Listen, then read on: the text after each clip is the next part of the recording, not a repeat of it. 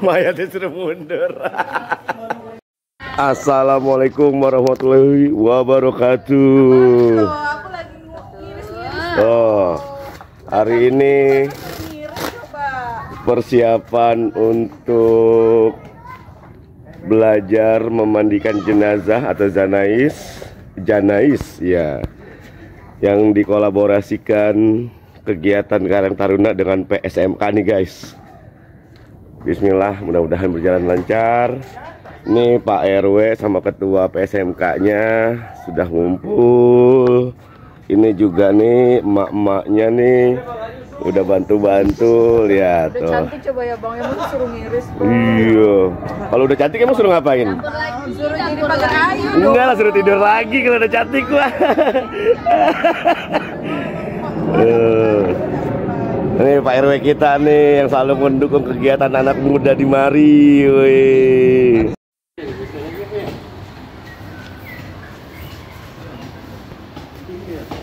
Nah, ini persiapan untuk proses belajar memandikan jenazah sudah disiapkan. Kita ketemui dulu ketua PSMK-nya. Ya. Ya, misi maaf. Mas Peri. Nah, perkenalkan Mas Peri. Kenalin nih. Peri apa namanya nih? PJP, Peri Jahyo Putro. Ini mau ada acara apa nih? Mau ada pelatihan tentang pemandian janais. Pemandian janais ya. Oke, itu Laki-laki. laki-laki. Ini apa namanya? Manggil tim pengajarnya dari mana? Dari Yayasan Permata Sunnah. Permata Sunnah. Oh, dari Kota Bumi. Ya, Ustaz. Tujuan dari program ini apa nih, Mas? Sebenarnya sih tujuannya agar di lingkungan warga RW 08 ya, kandidat. Oh, kandidat. Regenerasi. Iya. Saya juga ditunjuk sebagai ketua PSMK juga karena ditunjuk. Oh gitu. Karena Ya. memang kebutuhan regenerasi kan harus siap misalkan ini, dan program ini juga ya, kita juga berkolaborasi sama Karang Taruna di RW. Tujuannya agar warga RW 08 tuh tahu tata cara tentang pemandian janais Yang sesuai sunahnya. Ya. Oh iya. Apabila memang bukan kan, kita siap sebagai warga RW 08 apabila ada yang musibah langsung dikatakan dipanggil lagi. Mantap. Jadi tujuannya itu ya, supaya apa namanya, ada warga-warga yang punya kemampuan khusus ya ketika ada musibah. Karena kan ini juga kudu punya mental yang kuat sih. Betul. Bisa dipanggil atau untuk mandiin aja tuh kayaknya butuh kesiapan mental yang luar biasa ya. Belum tentang airnya kan. Iya benar. Yang berat makanya kita ada pelatihan ini supaya warga itu bisa kuat mentalnya. Siap. Terus apa namanya?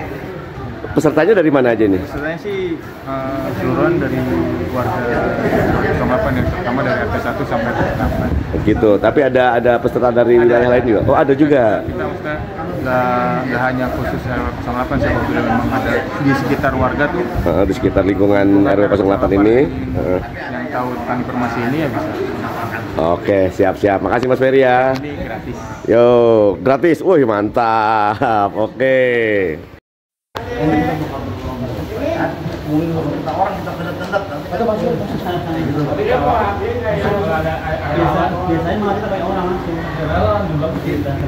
Beliau sih menjawab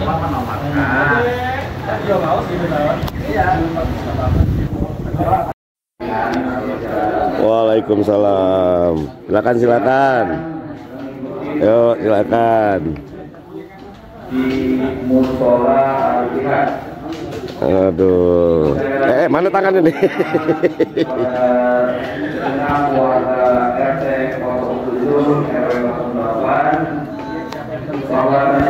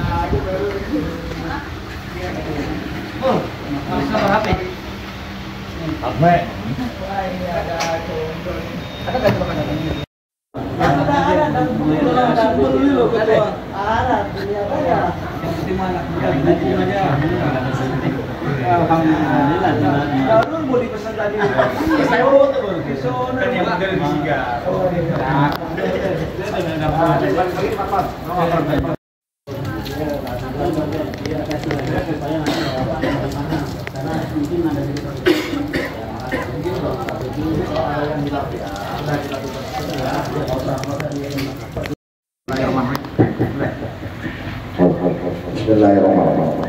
Yang terhormat para pengurus PSMK, ya, setelah itu yang terhormat para pengurus RT 1 sampai 8. Assalamualaikum warahmatullahi wabarakatuh.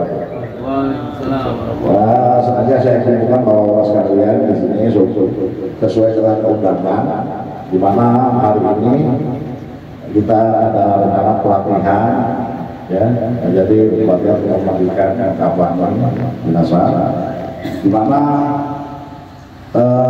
bapak-bapak sekalian bukan berarti menggantikan tugas yang sudah ada. Kita hanya belajar, mempelajari seakan-akan ini kita sebagai pelaku pemandinya. Ya, apabila nanti bapak-bapak yang biasanya memandikan ikannya ada, mau kita seorang muslim wajib ya, hukumnya wajib untuk memandikan yang kena musibah, karena dosa kita, perbuatan tetangga kita yang kena musibah tidak dimandikan, ya kita wajib banget, kita harus tahu, ya kan, gitu. Kita ini sangat paksa petugas pemandikan ini, ya. Jadi tolong ini betul-betul dipelajari. Nanti tanggal 14 harus ibu-ibunya, ya.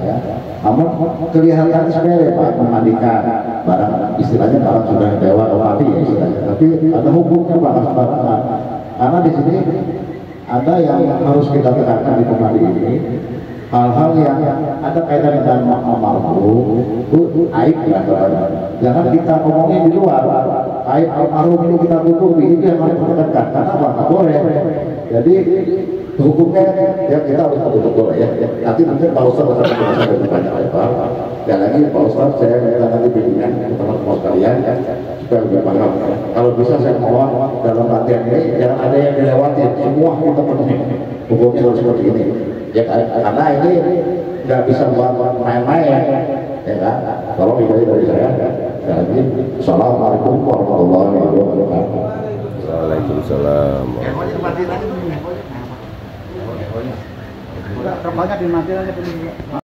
Assalamualaikum warahmatullahi wabarakatuh. Waalaikumsalam warahmatullahi wabarakatuh. Alhamdulillah hamdan katsiran thayyiban mubarakan fih kama yuhibbu rabbuna wa yarda. Asyhadu an la ilaha illallah wahdahu la syarika lah wa asyhadu anna Muhammadan abduhu wa rasuluhu la nabiyya ba'dah. Allahumma salli wa sallim ala nabiyyina Muhammadin wa ala alihi wa sahbihi wa barik wa sallim ajma'in. Faqala Allah Ta'ala ya ayyuhalladzina amanu taqullaha haqqa tuqatih wa la tamutunna illa wa antum muslimun. Ya ayyuhan nasu ittaqu rabbakum alladzi khalaqakum min nafsin wahidah وخلق منها زوجها وبث منهما رجالا كثيرا ونساء واتقوا الله الذي تساءلون به والأرحام إن الله كان عليكم رقيبا يا أيها الذين آمنوا اتقوا الله وقولوا قولا سديدا يصلح لكم أعمالكم ويغفر لكم ذنوبكم ومن يطع الله ورسوله فقد فاز فوزا عظيما. أما بعد, kepada Bapak RT yang saya muliakan dan Pak RW yang saya muliakan dan saya hormati, dan semoga senantiasa dicintai oleh Allah Subhanahu wa taala. RT-nya mana? Kepada Pak RT, kepada semua Bapak RT yang hadir, yang tidak satu-satu namun tidak mengurangi rasa takdir kami kepada Bapak sekalian. yang saya muliakan dan saya semoga Allah berikan rahmat kepada beliau dan kepada bapak-bapak yang hadir yang tidak saya sebutkan satu persatu, namun tidak mengurangi rasa hormat kami dan takdim kami kepada bapak sekalian. Pertama dan yang utama kita panjatkan puji syukur kepada Allah Subhanahu wa taala atas limpahan rahmatnya, karunia-Nya, nikmat iman, nikmat Islam, dan tentunya nikmat di atas sunnah Rasulullah SAW, dan berikan istiqomahan di dalam Islam ini. Dan semoga kita senantiasa diberikan keistiqomahan dan sampai ajal menjemput kita insyaallah, dan semoga dalam keadaan husnul khatimah. Amin Allahumma amin. Salawat dan salam semoga Allah curahkan kepada ukhuwah kita, panutan kita Nabi Allah Muhammad sallallahu alaihi wasallam, kepada semua keluarganya, pada sahabat-sahabatnya, tabi'in tabi'in, dan kepada kita semua dan seluruh umatnya yang senantiasa istiqomah dalam menjalankan sunnah-sunnah beliau, dan semoga kita kelak dengan izin Allah di yaumul kiamah mendapatkan syafaatnya. Amin Allahumma. Kalau Bapak yang pahamkan tentang agamanya, ini adalah satu kemuliaan dan satu kebaikan yang diberikan oleh Allah Subhanahu wa taala. Di antaranya sabda Nabi sallallahu alaihi wasallam, "May yuridillahu khairan yufaqihu fiddin." Barang siapa yang Allah berikan kebaikan pada seorang hamba, maka Allah fahamkan agama kepada dirinya. Dan inilah suatu kemuliaan yang Allah berikan kepada kita semua. Karena apa? Karena seorang muslim adalah dalam menjalankan suatu syariat maka dibutuhkan suatu ilmu dan pemahaman. Supaya apa? Supaya kita bisa dalam menjalankan ibadah itu bisa mempunyai keyakinan bahasanya ibadah yang kita lakukan adalah suatu yang dicontohkan oleh Rasulullah SAW, yang mana dan juga disepakati oleh dilanjutkan oleh para sahabat, dan ilmunya nyampe kepada para imam mazhab kita. Dan difahamkan ilmu adalah suatu kebahagiaan yang tidak ada nilainya, ya. Hatta harta di dalam dunia ini tidak akan bisa menggantikannya. Karena apa? Karena dengan dipahamkan ilmu maka kita menjalankan ibadah ini dengan yakin, dan bahwasanya insya Allah dengan seyakin-yakinnya maka seorang itu akan melakukan keikhlasan yang sangat tinggi. Karena apa? Ibadah itu ada tingkatannya. Falah itu ada tingkatan sesuai dengan apa? Sesuai kadar pemahaman dia dalam agama. Dan tentunya dalam pemahaman agama ini diperlukan apa? Kita belajar, ya kan? Nah, walaupun ini adalah fardu kifayah. Apabila faidah daripada fardu kifayah adalah apabila salah satu dari seorang muslim mengerjakannya maka gugur di lain saudara muslim yang lainnya, ya. Tapi tetap menjadi kewajiban buat kita untuk belajar. Karena apa? Supaya kita dalam melakukan nanti ini kita udah tahu, udah paham, jadi tidak ngasal aja, ya. Tidak ngasal dalam melakukan, karena Islam itu demikian. Kita harus pintar, harus paham. Jangan dalam bab agama, dalam bab perkara dunia aja kita melakukan suatu perkara kita harus belajar, tidak hanya masalah, gitu kan. Harus kompeten dalam bidangnya, apalagi dalam perkara agama. Karena apa? Karena konsekuensinya apabila kita melakukan kesalahan maka mendapatkan dosa. Kalau benar apa? Dapat pahala surga pada Allah Taala. Apalagi dalam bab janais ini, masya Allah luar biasa Kak. Keutamaan nanti Anda bacakan hadisnya tentang keutamaan jadi janais. Allah dengan ini maka akan ada motivasi untuk kita melakukan suatu ibadah. Tapi kalau kita nggak paham, santai aja. Bab hatta perkara dunia, ya kan? Kalau ada keuntungan besar suatu bisnis maka kita semangat ya. Apalagi perkara dunia, perkara akhirat, ya kan? Ini kita makanya kita akan jelaskan nanti. Dan diantara menuntut ilmu maka ini adalah suatu kewajiban, ya kan? Talabul ilmi fardhatun ala kulli muslim. Bahwasanya menuntut ilmu adalah kewajiban bagi kaum muslimin dan muslimat. Wajib hukumnya Pak menuntut ilmu, ya kan? Karena apa? Supaya kita tidak buta sama sekali dalam perkara agama. Dan duduknya di sini adalah bukti kita bahwasanya kita mau belajar talabul ilmi. Dan utamanya masya Allah luar biasa. Ya kan? Man salaka tariqan yang ta'lusu bihi ilman salahu ilal tariqan ilal jannah. Barang siapa ya keluar berjalan di jalan Allah untuk talabul ilmi, ya kan? Maka kata Allah Taala, maka akan mudahkan jalannya menuju surga. Tuh, masya Allah Taala ini Pak keutamaannya. Jadi keutamaan yang menuntut ilmu itu adalah Allah akan mudahkan jalannya ke surga. Dan jalan salah satunya adalah kiat-kiat supaya kita husnul khotimah adalah apa? Menuntut ilmu, Pak. Ya kan, menuntut ilmu. Idza aradallahu bin 'abdin khairan asaluhu. Para sahabat bertanya, ma asaluhu ya Rasulullah? Yufaqihu fi lil amalin sholih yakbiduhu 'alaiha. Ya. Apabila Allah menghendaki kebaikan kepada seorang hamba, maka kata Allah Rasulullah SAW, asaluhu, dia akan diberikan madu, kata Rasulullah. Para sahabat bertanya, ma asaluhu ya Rasulullah? Allah Rasulullah bersabda, ya ini yufaqihu fi amalin sholih yakbiduhu 'alaiha. Dia akan berikan taufik, kekuatan dalam mengamalkan suatu kebaikan sampai dia diwafatkan dalam kematiannya. Jadi salah satu keutamaan diberikan taufik adalah demikian, Pak. Jadi kita berikan kekuatan melakukan amal soleh menjelang kematian kita. Jadi husnul khotimah adalah suatu rahmat dari Allah Subhanahu Wa Taala, Pak. Ya. Jadi apabila Allah mendekati kita, ya kan, memberikan kebaikan, ya kata Rasulullah, memberikan kebaikan maka Allah berikan asal dari madu tadi. Maka diantaranya adalah memberikan taufik kepada kita menjelang kematian itu melakukan kebaikan amal soleh. Dan kita makanya senantiasa berdoa kepada Allah Taala semoga dalam akhir hayat kita diberikan husnul khotimah. Ya. Dan nanti tahapannya, Pak, ya. Di antara kiatnya adalah kita talabul ilmi. Ya, maka dengan talabul ilmi dan demikian insya Allah kita dimudahkan untuk menjadi surga. Di antara adalah diwafatkan menjelangnya adalah keadaan husnul khotimah. Tapi ya, ini hanya motivasi aja. Motivasi untuk sekalian bahasanya di antara keutamaan menuntut ilmu dan dipahamkan agama insya Allah. Tapi ini hanya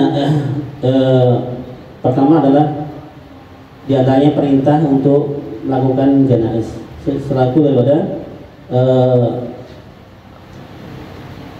Rasulullah SAW bersabda, hakul muslimi ala muslimi situn, ya, idza laqiyahu fasallim alaihi wa idza alaka fa'ajibhu wa idza istansalaha fansahu wa idza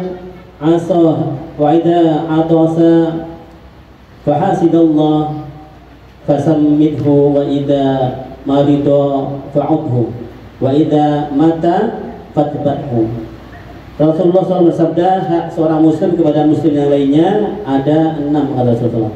Beliau bersabda, apabila engkau bertemu ucapkanlah salam kepadanya. Apabila engkau diundang maka penuhilah undangannya. Apabila engkau diminta nasihat maka berilah nasihat kepadanya. Apabila dia bersin lalu dia memuji pada Allah, mengucapkan alhamdulillah, maka ucapkan haramakallah. Dan menjawab lagi yahdikumullah. Dan apabila sakit maka jenguklah. Dan apabila meninggal dunia maka iringilah jenazahnya. Nah, inilah perintah daripada Rasulullah SAW bahasanya apabila ada di antara kita seorang muslim meninggal dunia maka kita untuk melakukan prosesi janaiznya. Dan selanjutnya Bapak sekalian, daripada keutamaan seorang muslim menjadikan seorang pengurus janaiz adalah sebagaimana Rasulullah SAW bersabda, man assala musliman fakatama alaihi afallahu lahu arba'ina marrah wa man hafar lahu fa'ajannahu ajra alaihi ka'ajri maskani askanahu iyyahu ila yaumin qiyamah wa man kafanahu kasahullahu yaumal qiyamah min sundusi wa istabaqil jannah. Rasulullah SAW bersabda, barang siapa mandikan mayit lalu menyembuhkan aibnya, Allah akan mengampuninya dengan 40 kali, kata Rasulullah. Ya. Jadi arba'ina marwah. Jadi Allah mengampuni dalam 40 kali. Masya Allah. Ya.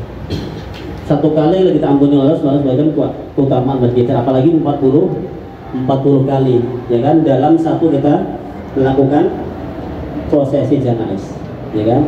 Dan barang siapa menggali kubur untuknya, maka diberikan pahala baginya seperti pahala orang yang memberikan tempat tinggal hingga hari kiamat. Masya Allah, Pak. Keutamaan menggali kubur itu pahalanya mengalir sampai hari kiamat, ya. Masya Allah, sampai hari kiamat, seperti menghibahkan rumahnya kepada orang lain. Masya Allah, keutamaan menggali kubur, ya. Dan barang siapa mengkafani mayit, lalu Allah akan mengkafaninya dengan sutra yang halus dan duduk di surga di hari kiamat. Ya, Pak. Barang siapa mengkafaninya, maka kelak kita akan berikan sebuah, ya kan, sebuah hadiah dari Allah Taala, yaitu dibagaikan ain sutra yang halus, Pak, ya. Masya Allah. Keutamaan seorang pengurus jenazah. Jadi sebagai motivasi buat kita, bahasanya supaya kita tidak ini, Pak, ya, tidak bermalas-malas menjadikan seorang pengurus jenazah. Memang tidak ada di mata orang itu kayak gimana ya? Apa tuh kalau jadi seorang pengurus jenazah itu kayak nggak ada apa? Nggak ada apa sih, kayak sepele ya, nggak ada ini. Masya Allah, tapi di depan Allah Taala mereka Masya Allah seorang yang telah menjadikan keutamaan di yaumil kiamah. Ya, apabila dia menutup aibnya, kata Rasulullah di hadis lain, barang siapa menutup aib saudaranya, maka telah di yaumil kiamah akan ditutupi aibnya di yaumil kiamah. Lihat, Pak. Jadi makanya jadi seorang tim jenazah itu memang harus amanah. Di antaranya apabila kita mendapatkan aib saudara kita, ya, ini tidak disampaikan kepada masyarakat umum, Pak, ya. Ini tadi saya lihat si fulan demikian. Oh iya, dia orangnya demikian, ya kan?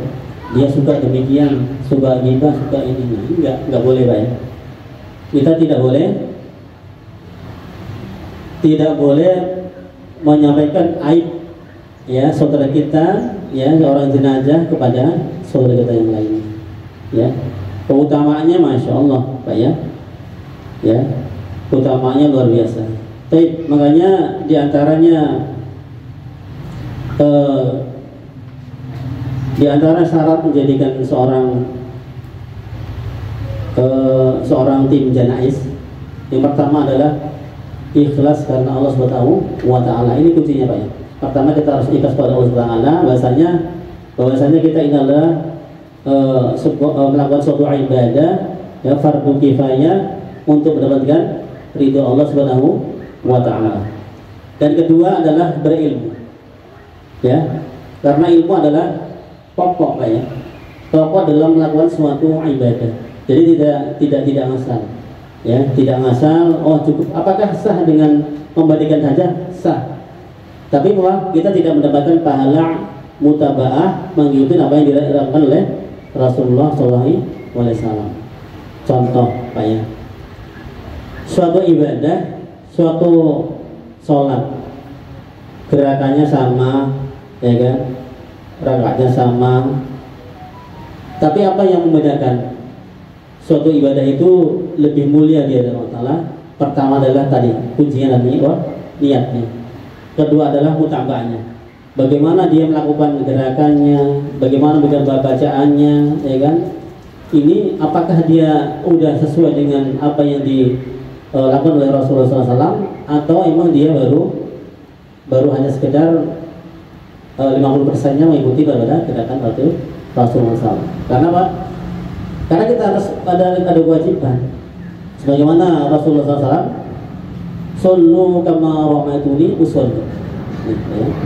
Salah satunya adalah pada dalilnya, sholatlah kalian sebagaimana aku sholat. Nah, ini menunjukkan bahasanya mutaba'ah itu adalah wajib hukumnya bagi seorang muslim apabila melakukan suatu ibadah.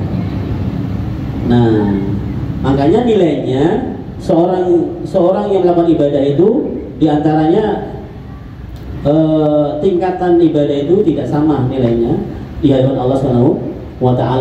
Salah satunya adalah dinilai mutaba'ahnya, bagaimana seorang hamba itu mutaba'ah kepada Rasulullah SAW. Contoh lagi babak dunia, di jasa babak dunia. Apabila kita melakukan suatu bisnis, seorang buyer menyampaikan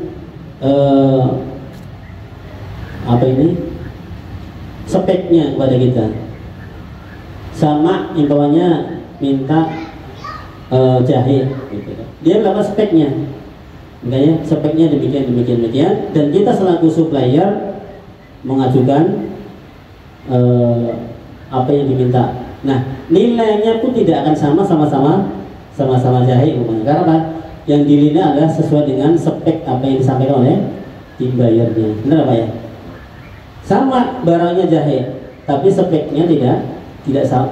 Yang apa yang diajukan oleh supplier itu tentunya kadang tidak sama apa yang diberikan kepada tim bayarnya. Nah, apa yang menjadikan nilai tinggi di badan bayar adalah apa? Spek daripada barang yang diajukan. Nah, demikian pun ibadah, Pak. Jadi, ibadah demikian. Ibadah itu nilai ibadah Ta'ala sesuai dengan bagaimana dia mutaba'ahnya kepada Rasulullah SAW. Nah ya, gimana ya?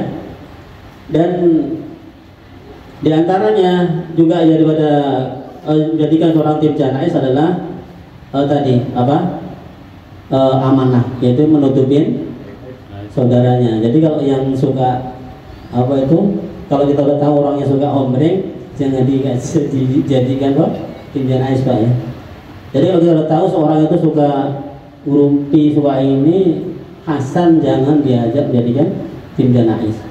Karena apa? Nanti tadi aibnya selalu. Karena suka apa? Karena udah kebiasaan dia suka ngerumpi, nanti suka refleks. Ya om ya, juga ada ya. Kamu selalu ya suka ceplosan. Tadi saya si fulan mandikannya, masya Allah ada ini ya, keluar kotoran nggak berhenti, ya kan? Ini apakah hanya menjadikan aib seorang ini aib? Cuma apakah kita bisa menghukumi bahasanya seorang dia adalah dosanya banyak? Nggak bisa, Pak. Karena apa? Menghukumi itu tidak bisa karena apa? Sesuai ke kondisi pada si mayat tidak bisa. Karena apa? Karena mungkin dilihat riwayatnya. Apakah si mayat ini sebelumnya mempunyai penyakit atau tidak? Ini pengaruh, Pak ya. Nanti banyak kejadian kejanggalan di dalam kita mandikan jenazahnya. Harus kita jaga. Tapi walau demikian tetap kita harus kita jaga. Nanti itu, Pak, nanti ketemu itu. Ya. Kadang ada aja, ya. Pokoknya ada aja yang darahnya keluar terus, ada yang kotorannya nggak berhenti. Nanti kita sampaikan bagaimana kalau kondisi demikian. Ya, apa ya? Jadi kita harus amanah. Ya, seorang tim janais harus amanah, bisa menutupi aib janais semuanya. Utamanya masya Allah nanti. Selain kita Allah tutup aibnya di yaumul kiamah, ya kan? Diampuni dosa-dosanya 40 kali, luar biasa ya, masya Allah. Jadi sebagai motivasi buat kita untuk jadi tim janais. Baik, Bapak sekalian yang dirahmati Allah SWT, kita masuk pembahasan bab ini. Muslim, apabila kita melihat saudara kita menjelang kematian, maka ada ciri-ciri yang kita bisa perhatikan. Namun ini tidak menjadikan dalil khusus buat, karena apa? Setiap seseorang itu ciri-cirinya tentu berbeda, ya, berbeda. Yang pertama, bahasanya di antara saudara kita, ya ini pengalaman pribadi saya, dan itu hampir karena sampai ini supaya Bapak juga paham. Karena setiap ciri begini, qadarullah meninggal dunia. Dan itu juga disampaikan dari Imam Ibnu Qayyim di antara ciri-cirinya. Yang pertama, seseorang itu gelisah, ya. Biasanya gelisah. Apabila meninggal dunia itu orang yang gelisah, dia ketakutan, ya, pikirannya, kayaknya begini, suka, kalau kata orang itu ngerenjem lah ya. Kadang suka, pertama dulu waktu adik anak saya meninggal dunia itu, tengah malam udah telepon saya, takut dia selalu karena ada kedekatan dengan kita. Makanya kalau menjelang sakaratul maut itu hendaknya orang yang dekat dengan orang meninggal dunia, orang yang paling dekat dengan saudara kita yang meninggal dunia, Pak. Ini nanti ini karena Pak, ini menyangkut nanti bagaimana kita menangkil saudara kita. Jadi kalau kebiasaannya, kalau orang yang dekat dengan kita itu kalau kita ngomong apa diikutin. Nah ini salah satunya harus perhatikan. Jadi kalau orang sudah sakaratul maut, hendaknya orang yang paling dekat dengan yang mau meninggal dunia, orang yang paling dekat dengan dia. Hatta itu anak orang tua ya. Kalau dia dekat dengan anak yang meninggal dunia, jangan. Carilah orang yang paling dekat waktu hidup itu, siapa yang paling dekat dengan dia. Intinya yang biasanya kalau dia ngomong itu didengerin lah ya, diikutin. Kamu jangan lagi diikutin. Ya kan? Nah itu dia yang harus yang waktu itu menunggu manakala mendalam sakaratul maut, Pak ya. Nah, yang kedua adalah ada ketakutan yang luar biasa. Jadi biasanya tuh udah takut lah sebenarnya, jangan kalau kita mau tinggal tuh nggak mau ditinggal. Itu kejadiannya saya dengan tetangga depan rumah dan teman kita, dan persis sama adik saya yang meninggal dunia. Dan ini disampaikan oleh Imam Ibnu Qayyim dalam beberapa kitab juga. Ya, tapi ini tidak menjadikan dalil karena setiap orang yang meninggal dunia itu berbeda-beda. Biasanya tuh yang biasa dokter, Pak, ini udah sakaratul maut, talqin. Itu sering terjadi. Karena kalau tim medis dia tahu, bahasanya apa? Tadi dari organ tubuhnya udah mulai tidak berfungsi, jantungnya udah melemah, kakinya mulai dingin. Nah, terutama adalah apabila kaki kita itu kaki saudara kita itu udah dingin. Karena apa? Dalam riwayat bahasanya Allah mencabut nyawa itu dari ujung kaki. Makanya kalau udah dingin itu cepat segera Pak ditalqin. Dengan kalimat apa? La ilaha illallah. La ilaha. Udah cukup kita aja. La ilaha illallah. Al-taqilmu afifi qala qul la ilaha illallah. Maka talqinkan saudara kalian meninggal dunia kalimat la ilaha illallah. Coba. Jadi apabila udah demikian maka ucapkan la ilaha illallah. Nah, apabila dia berkata lagi, ucapkan lagi. Jadi manakala dia udah mengucapkan kalimat la ilaha illallah, jangan diajak bicara lagi. Jangan diajak ngobrol lagi. Sekali aja cukup. Kalau kita ngobrol lagi, aduh takut, jangan tinggal, takin lagi. Karena apa? Karena barang siapa, ya kan, ucapan yang terakhir kalimat la ilaha illallah dakhalal jannah. Itu di antaranya ciri-ciri husnul khotimah adalah dia bisa mengucapkan kalimat la ilaha illallah. Pak, masya Allah. Kita bisa mentalkin saudara begitu, Pak. Aduh, ada kebahagiaan, ya kan? Kita bisa memberikan mentalkin saudara kita. Dari kebahagiaan. Makanya jangan kalau udah ada saudara kita yang mau meninggal dunia seperti maut, jangan panik, Pak. Jangan malah kita nangis, mau teriak, manggilin tetangga kita. Justru harus yang sepi, Pak. Harus sepi. Karena Pak, kalau dia banyak orang bingung, Pak. Dia udah mulai lihat. Kan dia udah melihat tuh, malaikat maut udah melihat. Udah mau al-ghaib, manakala dia ada bisikan syaitan, ya kan? Ya kan, untuk mengingatkan ini mengingatkan itu, dan banyak suara-suara yang bising dari tetangga kita, saudara kita. Justru harus sepi. Waktu adik saya sepi, malah ibu saya suruh minggir. Saya ucapkan la ilaha illallah, alhamdulillah, alhamdulillah, meninggal dunia. Begitupun saudara kita. Anak waktu COVID kemarin, Pak, demikian. Karena ini kok kayaknya udah mulai sakaratul maut. Sekarang udah ketakutan, Pak, ya. Udah gelisah, ketakutan, dan dia udah napas sudah sengal-sengal. Dan dokter juga nyampaikan, Pak, udah ditakin aja. Wah, itu ya. Bener ciri-cirinya dengan apa yang terjadi pada waktu adik saya meninggal dunia. kita talqin dengan sini apa? Kita talqin, alhamdulillah juga bisa dengan kalimat la ilaha illallah. Jadi demikian ya. Jadi kalau kita sebelum kita ini bahwasanya kalau kita melihat saudara kita sakaratul maut adalah demikian. Jadi jangan panik, jangan kita mengambil apa manggil-manggil tetangga kita, ya saudara kita, yang fokus kita adalah bisa mentalkin saudara kita dalam untuk kalimat la ilaha illallah. Udah nggak ada tambahan lagi. La ilaha illallah. Jadi nggak usah tambahan Muhammad Rasulullah. Jadi la ilaha illallah sesuai hadis Nabi Sallallahu Alaihi Wasallam. Ya, paham ya? Jadi nggak ada ini. Karena itu adalah penentuan bagaimana saudara kita ini kelak di alam kubur. Ya. Ini alam kubur. Makanya kita yang masih hidup harus paham demikian. Nah dengan itu harus mempunyai ilmu tadi. Ya. Jadi jangan panik. Ya kan, kita fokus untuk mental kita saudara kita yang mau meninggal dunia. Oke. Bapak sekalian, dan setelah demikian apabila kita sudah mengetahui saudara kita itu telah meninggal dunia, apa yang kita lakukan? Yaitu yang pertama adalah mendoakan. Jadi doanya ada Allahumma fillahu, kalau laki-laki ya, Allahumma fillahu warhamhu wa'afiyah minna. Ya, setelah dia setelah itirja ya, inna lillahi wa inna ilaihi raji'un, maka kita doakan Allahumma fillahu warhamhu wa'afiyah.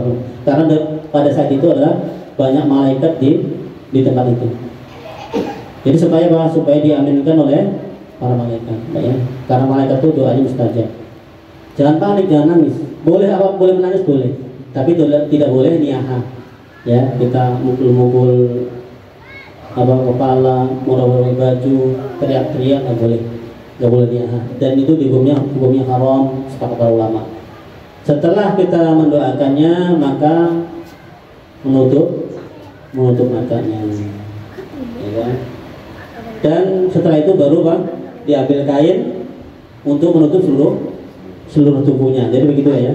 Jadi ini kita sampaikan supaya nanti kalau pas kita melihat itu bisa kita apa sih yang kita lakukan sebagai apa nih. Setelah kita udah pasti ya kan itu meninggal dunia, atau bila perlu kita panggilkan dokter atau bidan supaya memastikan bahwa saudara kita telah meninggal dunia. Kalau udah meninggal tadi Pak, kita mendoakan, memejamkan mata dan menutup seluruh tubuhnya. Setelah itu baru kita melemaskan jari jemarinya sebelum memandikan. Ya, ini supaya tidak kaku. Masih Pak ya, masih bisa. Jadi walaupun udah kaku Pak ya, biasanya kalau masih masih bisa lemas. Begitu Pak ya. Masih begini ya, supaya nanti bisa waktu memandikan lebih gampang. Waktu mandiin. Nah ini ada bisa boleh diikat ya, tapi tidak harus di ini. Itu tidak menjadi kewajiban. Karena biasanya orang meninggal dunia itu kan dari mulut dan mata itu akan melihat, kan biasanya melek tuh, maka tutup makan dulu. Ya, maka ditutup matanya dulu, karena biasanya kebanyakan mayit itu adalah kenapa dia melek lihat atas, karena dia melihat ruhnya keluar dari jasadnya. Ya, makanya dia selalu melek. Maka kewajiban kita untuk menutup matanya. Adapun untuk mengikat boleh, tapi tidak boleh berlebihan. Ya, tidak berlebihan karena seorang yang meninggal itu sama orang yang masih hidup, tidak boleh kasar dengan orang saudara kita yang telah meninggal dunia. Apabila kita menyakitin saudara kita meninggal sama seperti kata Rasulullah menyakitin orang yang masih hidup. Makanya dibutuhkan seorang yang tim jenazah itu yang lemah lembut, yang sayang kepada saudaranya. Nggak boleh yang kasar-kasar. Kalau orang kasar-kasar, nanti dulu kamu bagian kapan aja, gitu ya. Bagian persiapan kafannya, ya. Bagian kapan aja nyiapin. Ini kan kita bisa tahu ini orangnya berasa busuk, ya kan. Kasar lah intinya begitu, nggak usah. Kalau orang yang hombreng tadi, dia juga pengen jadi jenazah, udah siapin kapan aja. Kita halus saja mainnya Pak ya, halus saja. Kalau kita dia seorangnya orang hombreng lah, udah ente timnya jadikan tim itu aja, tim persiapan kain kafannya aja. Mau suruh motong kain kafan, nyiapin itu, ya kan? Tuh kayak kubur nanti bahaya lagi Pak. Nanti mana kali gali kubur airnya nggak berhenti. No itu yang itu lagi nanti dia apa? Dia pasti homeling lagi. Nanti Pak banyak kejadian. Mana kata menggali kubur yang ininya susah Indonesia di mana ini airnya nggak kering-kering, dikait-kaitkan nanti. Nggak boleh Pak ya. Semua kejadian itu tidak boleh dikait-kaitkan dengan si mayit, ya. Nggak boleh, ya. Oh banyak batunya, oh dia mau orangnya pelit, ya nggak boleh. Waktu gali kubur banyak kerikilnya susah. Oh dia mau orang yang pelit, jadi nggak tahu Pak. Secara doa kita nggak tahu. Memang dia tahu kan, nggak tahu dia apakah dia seorang dermawan atau tidak tahu. Makanya tidak perlu dikaitkan dengan kejadian itu dengan si mayit saya tuh, Pak ya. Masalah Islam demikian tidak.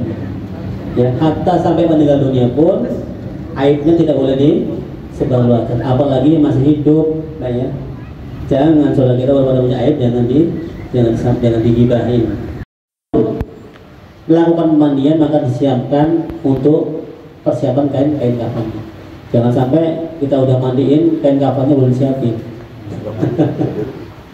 Kasihan, ya kan? Ini belum kita ini udah ini Pak sering terjadi. Saking semangatnya, ya kan? Sebagai tim janais belum siapin kain kafannya udah dimandiin duluan. Setelah ini mau bingung, diangkat kain kafannya belum ada, belum siapin. Makanya kalau emang tim janaisnya itu banyak ya, itu ada 4 atau ada 6, yang 2 siapin kain kafannya, yang 4 mandikan. Sebenarnya tim janais itu gak banyak-banyak Pak ya, boleh. Kadang kita mandikan ya kalau kita badannya kain nggak besar, saya sendiri ya bisa, berdua lah minimal. Ya, minimal berdua bisa, minimal berdua, itu bisa. Yang enggaknya paling mudah lah berempat. Makanya tim janais itu kalau berempat, kalau emang kita bareng-bareng, ya siapkan dulu kain kafannya, baru kita prosesi pemandian.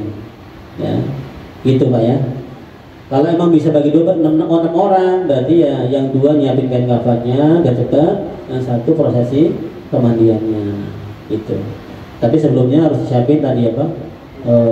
Airnya, ya kan? Air kain berbarusnya, air bidaranya atau sabunnya, ya kan? Dan tidak boleh berlebihan dalam pemakaian air. Yang terjadi sekarang ini kan airnya embernya yang tuh gede, ini gedean Pak ya, gedean banget. Itu setengah air ya Pak. Karena mandinya seperti orang mandikan kita masih hidup aja. Dan memandikan janais itu mudah Pak ya, mudah banget. Cuma anak-anak kita kan terlalu udah kayak apa ya, udah pikirannya udah ini banget ya. Dan perlu ketahui juga untuk tim janais ini yang paling utama adalah kuat mentalnya Pak ya. Kuat mental. Jadi kalau yang jerehan, kata orang Jawa jereh ya, takutan jangan. Jangan ya. Kalau orang jerehan jangan jadi tim janais, gak bisa tidur semalaman nanti. Apalagi ada nanti orang kecelakaan, ya kan, ada yang itu. Wah, ya, jangan ya. Kalau yang jerehan jangan tim janais. Itu jangan mandiin dia jadi mandi. Kalau dia mau tetap ngayal, suruh tim potong kain kapan aja, gitu ya. Karena nanti pasti kalau mandiin kelihatan ininya, gua suka kebayang-bayang. Dulu saya pertama itu kebayang semalaman tidur Pak. Karena apa? Padahal saya itu paling di atas di muka. Makanya nanti ada triknya tuh cara mandiin bagian muka. Ya, jadi muka itu gimana? Jangan naik turun ininya, gosoknya. Karena apa? Saya waktu itu naik turun, mukanya, matanya kebelah Pak. Kaget saya, kaget rasanya. Matanya kelihatan, melek. Astagfirullah, kaget. Semalam ya tidur saya. Akhirnya saya pindah di belakang Pak, di kaki saya. Pertama saya setelah ikut daurah ya kan, pelatihan, dan saya ikut praktek. Ya kan, pas praktek saya bagian muka aja dah, gosokin muka nih. Apa matanya merem, saya buka melek langsung gini, kaget saya Pak. Astagfirullah. Makanya teorinya, prakteknya adalah ke bawah Pak ya. Gosoknya ke bawah aja pelan-pelan. Jangan naik turun. Tadi khawatirnya begitu. Jadi khawatirnya nanti manakala dia tarik ke atas, matanya kebuka melek.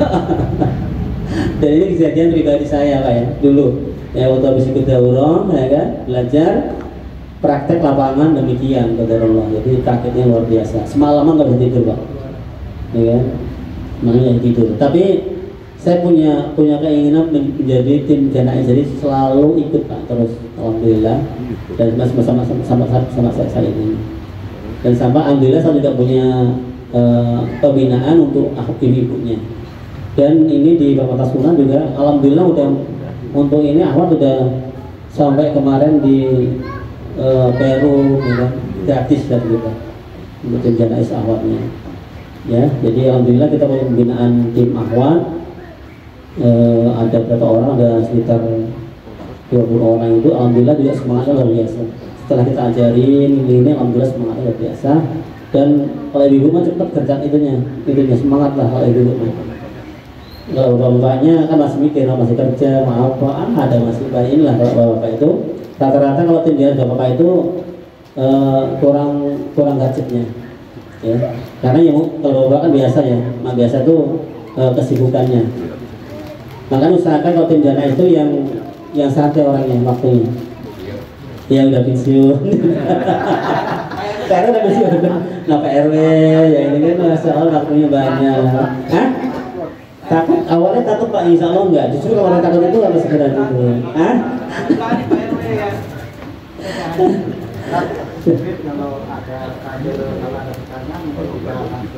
Oh langsung aja ya Pak nanti. Oh biar interaktif aja ya, interaktif aja. Silakan nanti biar dulu. Mungkin mau nanya sedikit Pak Ustaz ya, gimana sama jenazah yang disampaikan Pak Ustaz. Mungkin ada pertanyaan nggak sampaikan. Jadi orang yang kena musibah ini kan asal usul macam-macam. Sama pada zaman COVID, kita kan ada suatu macam tempat ya. Ada beberapa jenazah yang tidak boleh mendekat. Jadi kita harus waspadai, menular, gitu kan? Pak ini nggak boleh sentuh, misalnya kan? Itu yang kita harus waspadai dalam alat petugas ini. Terus kedua, ada bawaan jenazah, contohnya di dalam dia kena kasus patah tulang, hanya ada pen, itu harus diambil nggak dulu. Itu kan barang luar ya. Terus dimas, ya kan? Atas luka-luka yang dibawa ini kebetulan musibah kecelakaan. Luka-luka ini bagaimana? Apa kita kan masih ada nangis kan? Darah mana apa nggak tahu. Nah seperti apa? Mungkin ini yang nggak pernah ada kita tahu. Ini tadi. Oke, pertanyaan bagus sekali. Jadi gini, makanya kalau ada orang yang sakit dari rumah sakit itu biasanya ada riwayat sakitnya. Nah kita pahami. Kita pahami itu ada sakit apa gitu kan kita. Makanya dibutuhkan, makanya tim jenazah harus lengkap. Kadang ada yang pakai pengaman. Makanya harus pakai masker dan juga harus pakai sarung tangan. Nanti dijelaskan nanti. Dan ada pun kalau yang sakit menular begitu, kalau emang dia sakitnya emang parah ya kan, katanya udah ini atau udah membusuk, itu para ulama menerangkan bahasanya dia kalau emang itu tidak bisa pakai air dan lagi cukup ditayamum, ya ditayamum, ya kan. Kalau emang dia nggak bisa ya tayamum, jadi mengucapkan debu kita buka dan cukup dengan mengusap kita dengan tangannya. Udah cukup langsung dikapani. Mudah Islam itu. Dan ada pun nanti kalau ada yang kecelakaan tadi, ya kan, ada borok, ada darah, itu dibutuhkan air hangat, panas, hangat. Supaya apa? Supaya dia bisa bersihkan. Nah, intinya perawatannya hampir sama dengan yang masih hidup. Masih hidup Pak ya, nggak boleh digosok pakai, nggak boleh. Tetap kita pakai kapas, ditumurkan, dengan mengambil darahnya. Ya. Kalau nggak bisa tersampaikan lagi, kalau nggak bisa mengalir terus, cukup langsung ditutup dengan kain kapasnya, kita tutupin. Itu ya. Kalau masih tetap kita dibersih itu masih ngalir terus, ya kan. Terus apalagi dia ada tadi riwayat diabetes yang busuk, ya kan. Ada nanahnya keluar terus, tetap kita pakai kain air panas, air hangat. Kita pakai kapas, tuturkan, dan kita bersihkan dengan intinya seperti orang hidup kita melakukannya perawatannya. Dan kalau emang udah sepakat dari dokter bahwa ini nggak boleh sentuh, nggak boleh apa, ya itu tadi cukup ditayamumi dengan langsung dengan kapannya. Atau emang kalau tim medis semua nggak bisa, terus dari tim medis kita serahkan kepada tim medis. Nah, Itu. Jadi nanti ada bab lain tentang bagaimana kalau ada korban bencana Pak Anda itu. Ada pembahasan lain. Itu harus kita yang ada pembahasan ini. Bagaimana kalau kakinya kecelakaan bencana cuma kelihatan ada kepalanya aja, kainnya cuma kepala sama tangannya aja, itu, kan? Ada yang misah-misah, itu ada pembahasan lain nanti perinciannya, ya kan? Nah ini nanti kita mungkin harus ada sesi khusus Pak itu. Kalau untuk khusus untuk istilahnya bagaimana kita penyelenggaraan jenazah itu untuk orang yang tadi kena musibah. Nah itu harus pembahasan lain lagi. Jadi itu karena panjang nanti itu. Okay. Jadi gitu PR ya. Jadi intinya kalau ada dari tim medis bahasanya itu ada riwayat sakit yang nggak bisa disentuh, ya kan? Apalagi ada datang, maka harus pakai APD. Dan itu cukup cukup ditayangi. Kalau ini bocor parahnya tadi, ini ya tadi harus pakai air hangat yang dibutuhkan. Jadi kalau para masanya itu justru saudara kalau mandi ke air malam itu justru harus pakai air hangat mandi ini. Karena apalagi suasananya dingin ya, suasana dingin itu harus pakai air hangat mandinya saudara kita. Jadi perlakukanlah itu saudaramu itu sebagai semasa dia masih hidup. Islam mungkin Pak. Ya, makanya dibutuhkan lagi orang yang penyayang untuk menjadi tim jenazah. Nggak boleh orang yang kasar-kasar langsung masalah busuk aja nggak boleh ya, nanti itu penyekannya gitu ya. Mungkin ada yang lain. Yang ketiga apa tadi? Masalah benda dari luar. Nah benda dari luar kalau emas harus ditarik atau dulu karena nggak boleh emas ya. Kalau emas, kalau yang lainnya tidak nggak apa-apa kecuali emas ya, kan boleh karena di masa pun pen pun masih hidup pun nggak dicabut kecuali dia memang emas ya emas, biji emas itu harus dicabut. Sepakat ulama para fuqaha itu harus dicabut emas, itu emasnya. Kalau alat picu jantung atau ring jantung nggak masalah. Kan kalau alat picu jantung itu dia pakai baterai dia nggak apa-apa karena di dalam kecuali emas lah ya, kecuali emas ya. Kalau emas itu emang nggak boleh ya, sepakat ulama itu nggak boleh emas ya kan. Kalau emas ya nggak boleh emas. Kalau pakai wapak gimana Pak? Pakai wapak wapak jangan udah mati Pak ya, masih hidup aja nggak boleh. Iya. Nah Pak, saya ada kisah ini dari luar kota. Ketika saya di luar kota, itu ada warga yang meninggal, dia pakai sesuatu dimasukkan ke alat kelaminnya Pak, kayak bunderan begitu, dimasukkan ke alat kelaminnya dan baru ketahuan setelah sudah dikubur Pak. Itu emas bukan tadi? Kurang tahu, pokoknya logam. Kalau emas bukan. Oh gitu, yang penting bukan emas gitu ya? Pelor. Ya pelor. Oh ini Pak, jadi apa? Apa namanya, aksesoris. Iya. Agak kaget juga sih, tapi nah itu gimana penanganannya Pak? Harus dikeluarkan apa enggak? Enggak harus. Oh enggak harus ya? Pokoknya selain intinya kalau emas ya, susuk emas harus keluarin. Ya, pakai emas, susuk. Makanya nggak boleh Pak ya, jangankan masih hidup harus keluarin.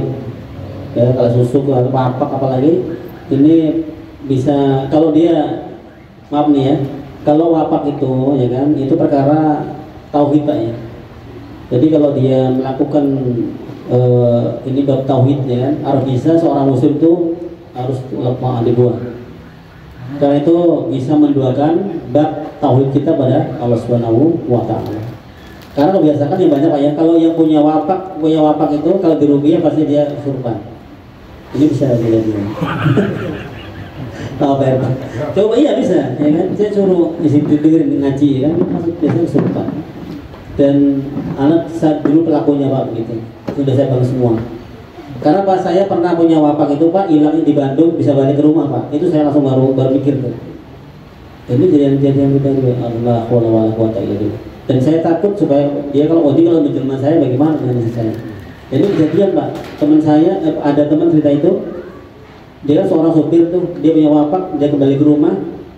Loh, Bapak kemarin bukannya ini, loh siapa yang pulang? Ternyata itu nih Pak, wapaknya. Akhirnya anaknya itu agak ada seperti apa? Iya ada itunya Pak, jin tadi. Dan saya setelah dengar itu dan saya itu udah sebelumnya ya, sebelumnya cerita itu temennya cerita itu begitu. Jadi ada si pulang dibikin bagian dia ke Surabaya, dia belum nggak pulang tapi ada yang pulang ke rumah. Nah setelah ini loh kok ini loh siapa yang pulang gitu. Nah setelah itu saya punya cincin tuh, punya cincin dari Gali apa? Dari Gali Asem Pak ya saya. Itu bapak saya yang ngasih, banyak dari kampung ke sini ngasih itu. Saya pakai ya kan. Hilangnya 2 kali Pak, pertama di Kerawang, kedua di Bandung Pak. Bisa balik lagi istri saya nemuin Pak, lagi nyapu Pak. Langsung saya dari situ saya buang Pak. Takut tidak. Makanya tuh kalau nggak ada ini nggak mungkin, ya kan? Kalau nggak ada jin yang padanya itu, kalau bisa dihilangkan. Ya supaya Pak kita dalam nanti menjelang ajal kita bisa keadaan husnul khotimah. Karena itu masuk perkara tauhid. Ini perkara tauhid. Bahasanya tidak ada yang bisa memberikan manfaat dan mudarat kecuali Allah Subhanahu wa taala. Ya kan? Intinya kalau kita mau selamat Pak, ini jaga lisan kita di dunia ini. Kalau kita baik, dari kita baik, ya kan bisa nahan emosi, insya Allah juga nggak ada musuh kita. Itu. Dulu Pak kalau saya di itu orang lihat saya kayak orang gede, kata padahal kita badannya kecil. Tuh ngeri juga kita. Kalau saya lihat marah itu orang udah kelihatan kalau saya kayak ini katanya. Seram juga sebenarnya. Itu Pak Dini. Waktu saya pakai itu. Dulu saya pakai ini, pakai pelor sabuk yang di dalamnya ada. Dan semua saya buang. Dan saya sempat di ruqyah ya tadi. Di ruqyah langsung kesurupan. Dan dia ngoceh tuh. Itu biasanya begitu. Kalau bisa yang masih punya itu dibuang. Buang Pak ya. Apa ya pakai? Oh. Maaf ya, ini perkara tauhid. Enggak ini tapi ini perkara tauhid yang saya sampaikan. Harus tahu, ya tahu. Coba nanti ini sepakat tahu bahasanya ini bab pemurnian tauhid kita, ya kan? Karena apa? Kalau kita tidak itu nanti tadi, karena kenapa kita di dunia supaya wawahan, tapi kalau di mana di akhirat kita menjadi orang yang sengsara selama-lamanya. Dunia mah sebentar, justru yang lama itu adalah ya. Makanya cita-cita kita adalah walaupun sengsara di dunia tetap selamat di akhirat itu. Jadi bisa keadaan husnul khotimah. Gitu Pak. Ya. Ya. Adakah doa-doa tertentu pada saat kita memandikan jenazah? Doa tertentu tidak ada. Yang tidak ada tadi orang pegang tangan baca demikian. Ya baca wada tidak ada tentu. Tidak ada tentu. Mudah. Doanya cukup manakala dia membuka dalam ayat bismillah. Cukup tuh bismillah. Nanti ada di babnya. Ya ada bab perkara untuk justru nah ini perkara-perkara yang dibolehkan yaitu mencium boleh, ya kan, nangis boleh, itu biasa. Jadi manakala kita ada saudara kita meninggal, kita menciumnya, nangis boleh sekedarnya, ya sebenarnya tadi nggak boleh berlebihan dan tidak boleh tadi ya yang saya sampaikan tadi yang merantap tidak boleh. Dan adapun untuk pemandian ada keyakinan harus pakai apa? Kedebok pisang, ya kan, harus kedebok nggak ada dari harus pakai pangku, kalau orang tua harus dipangku anaknya itu nggak ada, ya di pangku itu nggak ada. Karena apa, di kalangan sahabat itu di dulu zaman Rasulullah tidak ada demikian, dipakai apa tempat untuk mandikan. Karena apa?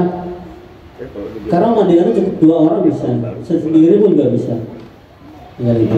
Ya, kan? Karena apa yang mandikan itu sebenarnya yang wajib adalah saudara sebenarnya. Kalau orang tua ya anaknya, kalau anak ya orang tuanya, kalau istri yang suaminya boleh itu. Tapi kalau anak perempuan nggak boleh, suami bapaknya nggak boleh, harus ibunya. Kalau anak perempuannya kalau udah balik, ya kan nggak boleh. Kalau ibunya, anak perempuannya nggak boleh, anak laki-lakinya nggak boleh, ya. Jadi begitu. Jadi kalau suami sama istri boleh saling mandikan. Kalau istrinya duluan meninggal, suaminya mandikan. Kalau suaminya mandikan, istrinya. Karena apa? Orang yang saudaranya yang paling utama dia bisa menutup aibnya nanti. Tujuannya demikian. Faedah daripada keutamaannya. Gak mungkin dong suaminya nanti, suami saya diceritakan oleh apa istrinya enggak. Maka lebih utama adalah saudaranya. Nah, pada belajar ini Bapak ini nanti minimal nggak usah tim darah juga. Intinya kalau saudara kita meninggal, istri kita meninggal, anak meninggal, kita yang memandikannya. Ya kan? Kenapa yang harus demikian? Ya tadi bisa kalau ada aib, dia Pak bisa menutup aibnya. Kalau orang lain tadi takutnya komplain. Akhirnya timbul fitnah. Oh, diluruskan nih nanti jadi ngocong itu yang dilurusin nggak ditetepin. Makanya keumuman di wilayah sini sedekapan disedekapin sama. Dan ke arah mana? Oh, itu nggak ada ini, nggak ada apa? Nggak ada kekhususan. Nggak ada kekhususan di mobil. Sesuaikan rumahnya aja. Nah kalau ini tempat sempit dimalangin orang awal terus, nah nggak gitu. Kalau dia contohnya begini, kalau di Mujudun Sono kan menghalangi nih kontrakan cuma 2 meter ya kan, dia panjangnya 2 meter juga. Jadi orang lalu nggak bisa, itu cukup dilurusin, ya supaya tidak mengganggu hilir mudiknya keluarganya. Ya nggak ada. Nah, ya, yang dia harus menuju menghadap kiblat itu kadang-kadang dia dikuburkan atau disolatkan. Muncul ngalor kata orang ya. Kadang-kadang kalau perempuan beda ke laki-laki. Mana? Dibedakan kalau laki-laki mungkin dari sana, kalau perempuan ada kiri itu dari perempuan. Oh nggak ada. Itu nanti bab posisi kalau ada meninggal dunia berjamaah meninggal dunia. Waktu sholatin, ya sholatin umumnya ada yang meninggal perempuan laki-laki. Nah posisinya. Nah kalau ini laki-laki kepalanya dia ya, ini kepalanya laki-laki, perempuannya begitu kan di tengah-tengah. Nah posisi imam di kepala nih, nah paham ya? Kan posisi kalau didirikan laki-laki perempuan harus di tengah-tengah, betul kan? Harus tengah-tengah seorang mayitnya perempuan. Bukan maksudnya menghadapi misalkan kepalanya di. Oh enggak, justru harus disamakan supaya apa nanti? Nah ini posisinya yang dibedakan. Posisinya tengah-tengahnya di pas lurusan kepala laki-laki. Oh enggak, maksudnya bukan pas waktu disolatkan. Waktu pas mau dimasukkan ke masjid. Jadi kan ini ditanya. Perempuan laki-laki. Perempuan laki-laki. Kalau laki-laki ada ke semua, kalau perempuan ada ke sini gitu. Oh enggak, justru harus ada ngalor, harus ada arah utara ya. Sudah dari perbincangan. Oh perbincangan. Yang rojih itu kepala harus di sebelah kanan, ya sebelah kanan yang roji, itu gitu. Yang roji ya, itu banyak riwayat para sahabat itu demikian. Contohnya tadi posisi kali ini, kalau kepalanya beda kan enggak, karena posisinya semua hadapnya ke sana, ke kanan. Nah itu, posisi yang membedakan nanti kalau dia sholatnya berjamaah. Jadi bagi-bagiin lah dalam satu waktu. Mayitnya berbeda laki-laki dan perempuan. Nah posisinya begini. Jadi tengah-tengahnya pas di posisi mayit laki-laki. Nah imamnya nanti di pas kepala. Paham ya? Ini kalau ada mayit yang meninggalnya waktu itu langsung banyak berdua. Begitu nanti begitu. Ini sebelahnya laki-laki lagi atau begitu boleh nanti sini lagi semua, ujungnya perempuan semua. Atau diselah, ini laki-laki, ini perempuan, laki boleh begini diseling-seling. Itu kalau dia meninggalnya hari itu satu keluarga meninggal semua, ada laki-laki, ada perempuan. Nah posisinya aja, posisi mayatnya aja yang dibedakan di sini begitu. Kalau di sini kan udah pas nih, kalau laki-laki, ya lapisannya boleh dibuka nih ya, dibuka ya. Dibuka di bab.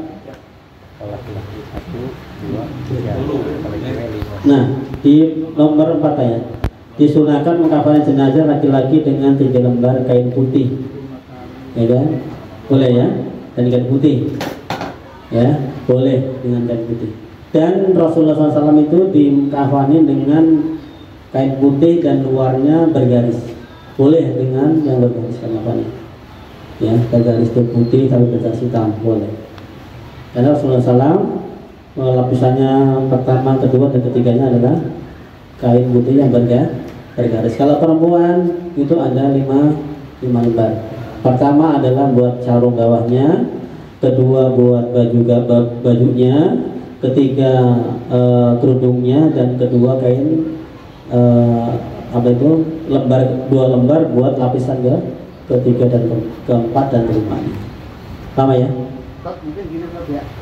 Jadi kan tadi kan saat mengkapan itu dulu. Kita tuntaskan ke. Ya ini masih persiapan dulu nih, persiapan dulu.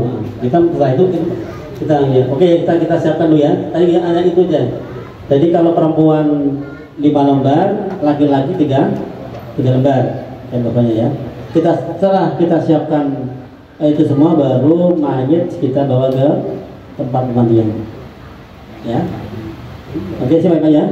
Setelah persiapan kain kapan sudah siap, ya kan? Ini nanti kita berdiri. Setelah siap, baru kita mengangkat mayat ke tempat pemandian. Ya, ini sesuai dengan kalau mengangkat itu nggak ada bacaan khusus. Intinya di situ kita banyak ucapan mendoakan mayat. Allahumma fillahu warhamhu, terus banyak terus. Allahumma fillahu warhamhu wa'afihi terus banyak doa itu. Ya, karena itu salah sunnah dianjurkan oleh Rasulullah SAW. Jadi perbanyak mendoakan saudara kita yang sudah meninggal. Ya, terus hatta yang sedang bertakziah. Ya, boleh kita ngobrol selingi dengan doa Alhamdulillah terus Pak, terus. Ya, ini karena apa? Yang dibutuhkan waktu itu adalah saudara kita, doa kita. Ya. Iya, jangan banyak ketawa Pak ya. Boleh kita ngobrol yang nih, berjalan dikit, langsung lagi berdoa lagi Allahumma fillahu warhamhu wa'afihi terus sampai ke liang lahat. Doanya itu Pak ya. Setelah kita ini tadi, itu setelah boleh ya, boleh memotong bajunya di tempat sebelum pemandian atau di tempat pemandian, boleh dua-duanya. Ini nggak ada khusus ya. Boleh di waktu masih belum dibawa ke tempat pemandian atau di tempat pemandian untuk membuka pakaiannya. Ya, orang saudara si mayit. Ya, tadi Pak boleh ini. Pertama adalah ini Pak. Kita mengangkat saudara kita, mayit kita tuh didudukan, terus ditekan. Dan ini tidak boleh berlebihan, nggak boleh kalau langsung tepuk, ya kan? Sekedarnya, ya. Yang tadi sampaikan bahasanya berlemah lembutnya kepada saudara kalian, karena Pak itu seperti apabila kalian menyakiti saudaranya, maka seperti kalian menyakiti saudara kalian yang masih hidup. Makanya pelan, turunnya pelan, terus sambil boleh langsung bawa airnya dikotorin, buat karena apa? Untuk membuang kotoran. Ya, nggak boleh itu Pak berlebihan. Terus ya, atau memasukkan sesuatu di duburnya ya, ini berlebihan, nggak boleh. Nggak ya, nggak boleh. Apakah ada? Jadi saya juga waktu itu ikut Pak, jangan langsung dimasukin tangannya masuk Pak. Itu kan sakit luar biasa Pak. Ya kan, kasihan saudara kita. Sampai ke ini, sampai dia masukin itu sampai nggak ada kain kotorannya di kain kafannya. Ini berlebihan, nggak boleh dalam Islam. Nah makanya kasihan Pak ini. Apakah ada? Saya udah berapa kali ikut demikian, tapi kita nasihatin Pak, nggak boleh berlebihan, kasihan gitu. Tapi nggak harus itu. Bahkan ada yang sampai nggak diambil dengan betul, supaya apa? Supaya tidak ada. Padahal kotorannya belum tentu keluar juga. Ya, kasihan Pak. Ya saudara kita. Makanya tadi ya. Nah, makanya nggak boleh demikian. Jadi sekedarnya untuk membersihkan kotoran ya. Jadi didudukan, ditekan perutnya sampai ya udah. Kalau emang udah nggak kelihatan kayak ini, pakai sarung tangan tadi yang bersihkan kayak ini.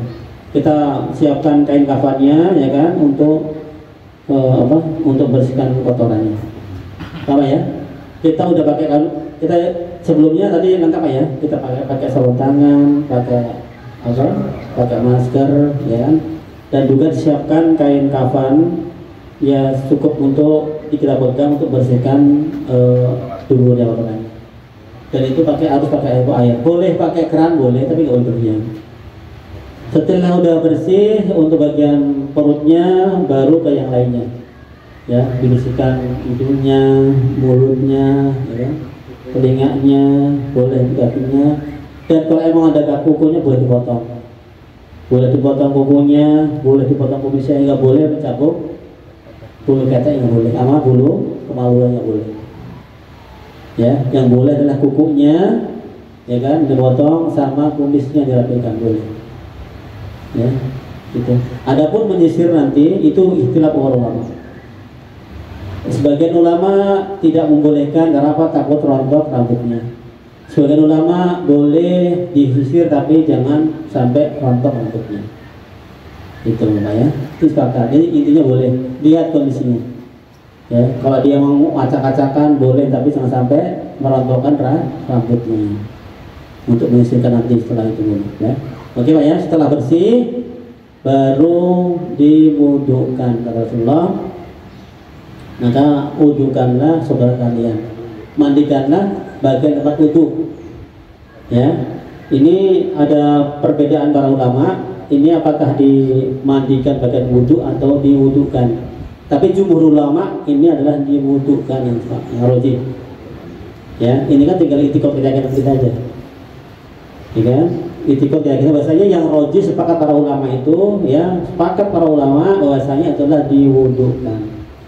Ya, bukan dimandikan di bagian wudhu. Ya, tapi kalau dia ada keyakinan boleh karena ada ulama yang berpendapat bahasa itu mandikan bagian wudhunya. Sesuai konteks hadisnya. Makanya ada penafsir hadis itu ada demikian oleh para ulama itu. Ya, hadis. Tapi jumhur ulama adalah diwudhukan. Bagaimana wudhunya? Yaitu seperti kita wudhu. Jadi intinya kalau kita sebenarnya mandi janabah itu apa Pak? Seperti kita mandi janabah saja. Udah ini Pak, mandi janabahnya. Seperti wudhu kita kalau mau janabah kan wudhu dulu. Benar Pak? Bapak kalau janabah mandi gimana? Apa langsung aja? Begitu nggak tanpa itu? Hah? Wudhu dulu. Sama Pak, sebenarnya kita juga begitu. Jadi mandi janabah sama. Kita sebelum mandi janabah, ya kan, kita berhubungan dengan istri kan sama. Kita bersihkan kemaluan dulu kan, pakai sabun, nanti itu bersihkan dulu kemaluan kita. Setelah itu cuci tangan kita baru wudhu. Sama sebenarnya persis, tidak harus baru. Nanti tadi cuma beda kafirnya aja, kondisinya nanti, ya kan. Nah, kalau mandi janabah setelah kita mengguyur sabun kepala, langsung kanan 3 kali, kiri 3 kali, baru semuanya begitu kan kalau mandi janabah. Tapi kalau mayit tidak, ya kan? Kalau mayit itu langsung kanan sampai bersih dulu, ya kan, 1 kali, baru kiri dulu. Itu bedanya begitu. Kafirnya aja yang berbeda. Tapi intinya hampir sama dengan kita mandi janabah. Kalau kita mandi janabahnya udah bener, mandi janabah sudah, insya Allah udah itu sama kita mandi janabah bener. Cuma bedanya tadi. Jadi bedanya kalau kita mandinya 3 kali beber, kiri 3 kali, langsung baru sabunan. Tapi kalau mayit tidak, 3 kali dari bawah ke atas, 3 kali baru dibersihkan sebersih-bersihnya yang kanan. Ya, yang kanan dulu sampai bersih. Setelah itu baru yang ke bagian kiri. Nah, ini ya. Setelah diwudukan, bagaimana wudhunya? Kanan dulu 3 kali tangannya. Ya, tangan 3 kali. Setelah kanan, kiri 3 kali. Setelah 3 kali baru apa? Baru kumur-kumur, ya, kumur-kumur 3 kali. Cukup, nggak boleh di-store kan Pak ya, cukup dengan atau pakai ikan kapan dituin dibersihin. Jangan dituin dong, mulutnya masuk, jangan kasih. Jangan, nggak boleh. Kelebihan masukkan airnya. Jangan ya, jangan sampai keselan di luar, jangan kasih ke masuk nanti. Cukup sekedarnya aja. Atau pakai kain basah dialurkan ke mulutnya, bersihin. Ya kasihan nanti kalau dia pakai gayung dimasukkan dan dia apa? Kesel itu masuk ke airnya berlebihan kalau ya. Iya. Kalau dia masih hidup teriak Pak, gitu kalau pakai itu dimasukin ya. Baru Pak mukanya. Ya, baru mukanya 3 kali ya kan. Cukup 3 kali ya. Baru apa? Lengannya 3 kali, lengan dulu 3 kali Pak ya. Lengan dulu 3 kali. Jadi nggak boleh, apakah boleh kanan kiri? Yang rojih kanan dulu 3 kali. Begitupun sama wudhunya kayak kita mau sholat. Persis sama gitu Pak. Jadi kita nggak boleh, yang rojihnya itu kanan dulu 3 kali. 3 kali. 3 kiri 3 kali ya kan? Adapun dapat kanan kiri dulu, kiri lagi, kanan kiri, ini kurang apa? Pendapatnya lemah. Yang rojih adalah kanan dulu 3 kali dan kiri 3 kali yang rojih. Sepakat ulama jumhur demikian. Dan setelah tangan baru Pak mengusap kepala. Yang rojih hanya sekarang langsung ke telinga Pak ya. Nih. Jadi ambil air ini nggak boleh diguyurin karena Pak mengusap kepala. Airnya diambil, dibuang, baru ditaruh. Nah, ini baru kita langsung demikian. Para ulama demikian nih rojih, ya. Di antara sunnah Nabi SAW, wudhunya demikian. Apakah boleh begini Bu? Boleh, ya. 1 kali ini boleh, ya. Di kalangan mazhab Imam Syafi'i yang sesuai dengan mazhab yang lainnya sepakat bahwasanya. Nah demikian karena banyak intinya kalau yang di sini hanya sekedar kewajiban aja. Tetap kalian. Ini hanya mengukurkan kewajiban, tapi yang sunnah setelah kita wajib dan sesuai dengan sunnah Rasulullah SAW bahasanya dia sampai ke kepala. Karena mengapa? Hadisnya ada mengusap kepala. Adapun dengan demikian apakah sah? Tapi yang sempurna adalah sampai ke belakang kepala. Karena kepala itu ya, kepala kan semua itu kepalanya. Selain muka ini adalah kepala. Ini, ya. Selain kepala itu muka, kepala. Kalau bukan paling muka. Nah kepala ini sampai ke kepala nih. Nah, ya. Makanya sunnahnya adalah setelah kita airnya kita makan mengusap bukan mengalirkan air tapi menghapus airnya dibuang kan. Baru ke belakang, sampai ke belakang dulu. Sampai ke belakang, baru ke telinga. Dan telinga adalah bagian kepala. Ya. Apa ya? Ini adalah daripada sunnah dalam bab wudhunya. Sama dengan wudhu lain. 1 kali ya. 1 kali dan baru kakinya 3 kali. Dan kaki pun juga nggak boleh berlebihan sampai dengkul. Cukup panikat kan ini. Ya, nih, ya.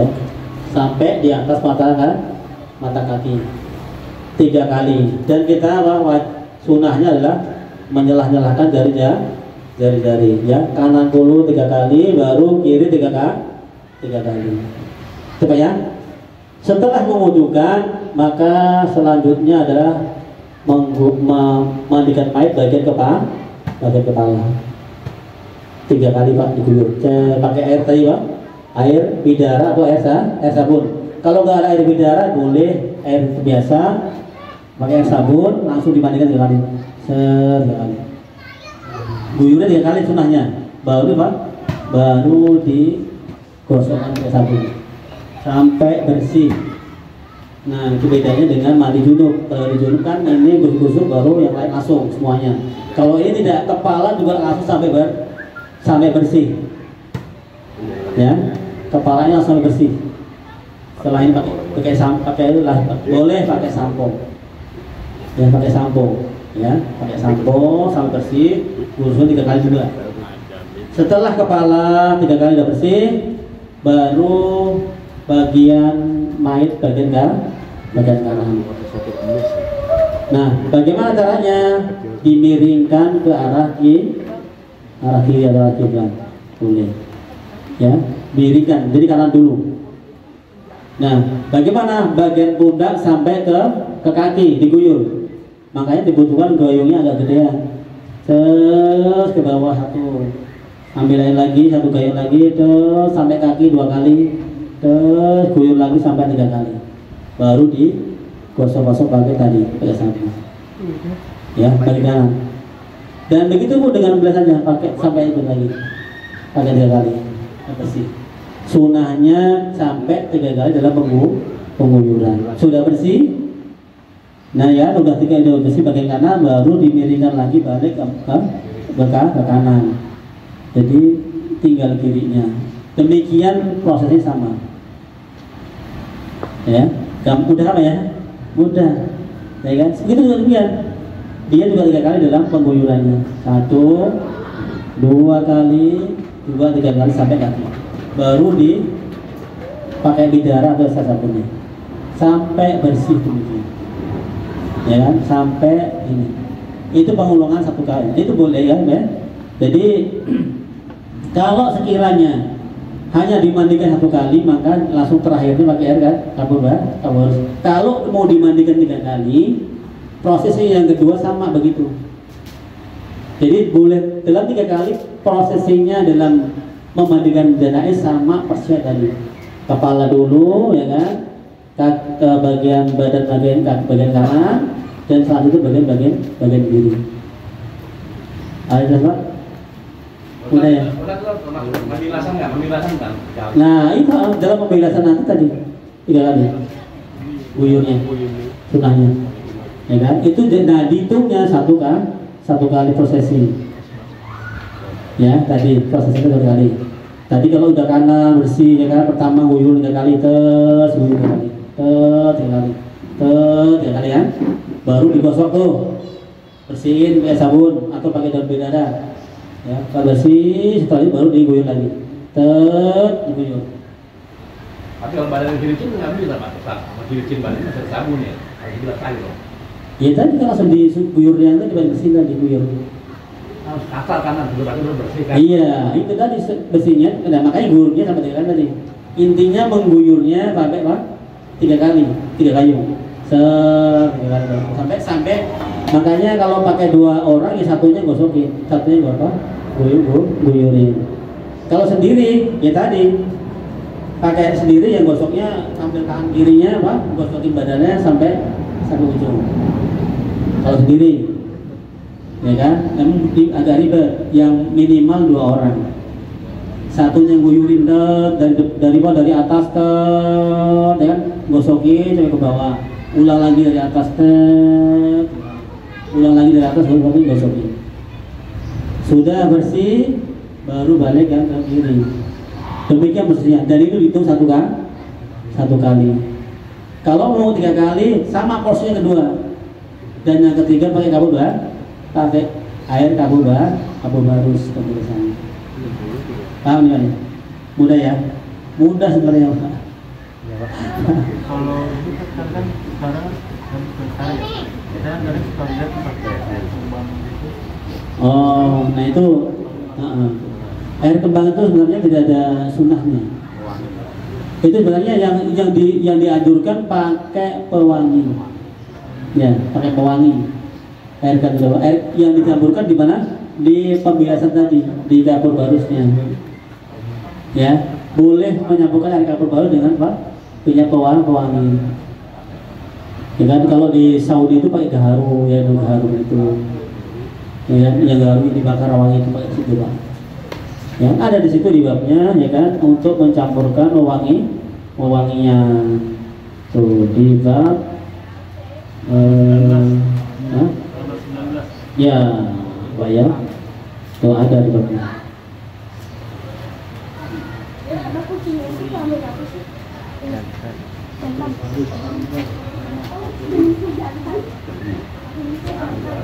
Ya.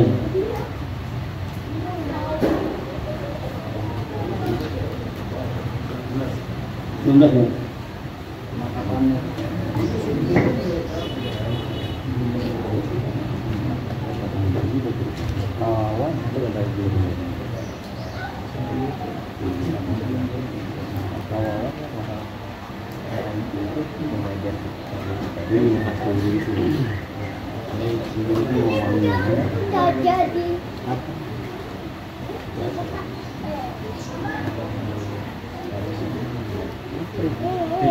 Nah, boleh Pak ya.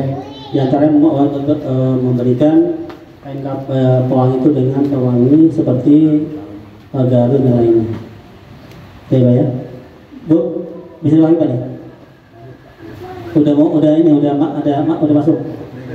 Sudah mepet ya, nanti udah jam 10 kita belum tes langsung apa prakteknya. Ya. Jadi demikian tadi ya. Jadi pengulangnya sama yang pertama tadi, kedua dan ketiga. Dan ketiganya pakai kapur barus yang boleh pakai minyak wangi. Makanya kalau orang sekarang pakai kembang, nah enggak itu. Tapi kalau mereka pakai kembang itu kan ada keyakinan di bagian. Nah tapi sunnahnya tidak demikian, pakai minyak wangi, bukan pakai kembang. Kadang kita yang mandiri apa sabaran nih, ini nggak pakai kayu tapi pakai selang. Boleh, tapi nggak boleh berlebihan. Tadi hitungnya sampai ke depan 1 kali, sampai ke belakang depan. Harus larikan tuh 2 tet ke belakang sampai 2 kali. Begitu pun dari atas lagi sampai ke bawah. Nah itu habis. Ya, itu demikian. Jadi hitungnya 1 kali itu dalam tarikan dia dari atas sampai ke bawah. Kalau pakai selang, boleh, ya kan? Tapi itu nanti khawatirnya berlebihan dalam airnya. Dan sebenarnya pakai gayung lebih praktis dan tidak berlebihan dalam penggunaan airnya. Iya, nggak besar airnya. Baik juga kan kalau pakai air yang mengalir. Jadi makanya kan dipakai selang gitu. Boleh, tadi boleh. Cuma intinya tetap yang rojih itu pakai gayung, ya kan? Di zaman karena itu intinya supaya itu tidak berlebihan dalam bab penggunaan air. Baik ya. Ada yang ditanyakan? So ini sampai pemandiannya cukup. Nah, langsung tadi pengapanan. Setelah mayit dimandikan, baru kita dalam pengapanan. Ya. Nah, setelah disiapkan tadi, ya kan, kapur baru saya dibecek, ya kan, kapur dibecek, terus dihamparkan lapisan pertama, kedua, dan ketiga, dan disiapkan tadi kain kapannya, ya kan, 3 lembar dan 1 buat pempes, ya kan, tuh, ya. Lihat 3 lembar pertama itu ya Pak, di nomor 9, gambar 9 itu kan ada seperti kan di atasnya 3 lembar itu ada itu kain kafan dan dilapisi kapas ya, ditaruh di bagian kira-kira di bagian apa, bagian kemaluannya ya, bagian kemaluannya. Nanti itu dibubuhi dengan apa tadi, pewangian. Dan dikasih pewangian di bagian kemaluan, bagian pempesnya ya. Nanti mayat diletakkan di atas kain kafan dan posisinya bagian kemaluan yang ada juga ada pempesnya ya, demikian. Nah setelah itu intinya setiap lembaran kain itu dikasih minyak wangi, sunahnya demikian. Ya, setiap kain itu di kain lembarannya, lapis pertama kasih minyak wangi, lapis yang kedua kasih minyak wangi, lapis yang ketiga kasih minyak wangi sama tadi serpihan kapur tidak boleh berlebihan. Hanya sebabnya supaya nanti menghindari kalau dikuburnya esok hari tidak ada serangga yang mendekatinya. Tujuannya demikian intinya. Tapi sunahnya segera disegerakan. Tapi nggak apa-apa masuk hari. Tapi intinya dalam pemandian ini ada catatan. Dalam medis untuk mayit itu tidak boleh lebih dari 10-12 jam untuk dimandikan. Intinya segera, karena sunahnya juga disegerakan. Jadi jangan sampai meninggalnya jam 4 sore baru besok siang dimandikan. Dalam penelitian medis ini banyak nanti ada efek yang kurang bagus. Contohnya adalah apabila saudara kita itu ada riwayat sakit yang cepat pembusukannya untuk badan, untuk si mayit. Karena ada contohnya gula. Penyakit diabetes itu cepat pembusukannya untuk pembusukan si mayit. Makanya disegerakan. Karena ini kita juga pernah ikut teman itu ke daurah antara secara medis dan secara syariah. Dan secara medis demikian disegerakan apa hikmahnya Rasulullah SAW untuk menjalankan proses jenazah, diantaranya setelah penelitian medis tadi demikian. Karena apa? Karena ada sebagian saudara kita meninggal itu ada riwayat penyakitnya itu bisa pembusukan badannya. Ya, maka saya katakan, makanya kalau udah malam itu jam 10 meninggal dunia, kalau ada tim jenazah yang siap ini sekarang dimatikan malam itu.